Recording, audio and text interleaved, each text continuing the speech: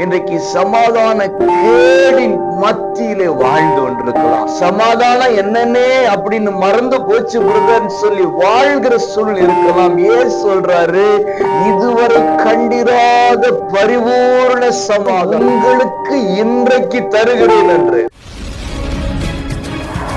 அன்புக்குரிய உறவுகளே, இயேசுவின் நாமத்தில் மனதார வாழ்த்துக்கள். இயேசப்பா உங்களை ஆசீர்வதிப்பாருங்க.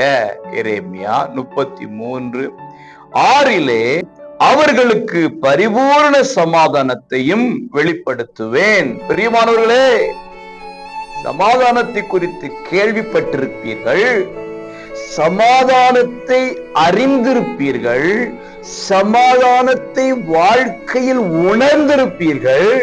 அது இயேசுதான் கொடுக்க முடியும் என்று சொல்லி நம்புகிறவர்களாகவும் இருப்பீர்கள். இல்லாவிட்டால் இன்றைக்கு நம்புங்க.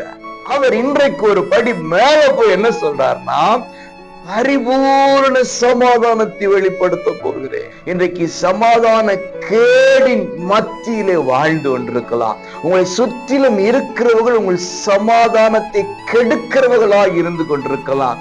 நிம்மதியே போச்சு பிரதர், சமாதானம் என்னன்னே அப்படின்னு மறந்து போச்சு பிரதர் சொல்லி வாழ்கிற சூழல் இருக்கலாம். ஏன் சொல்றாரு?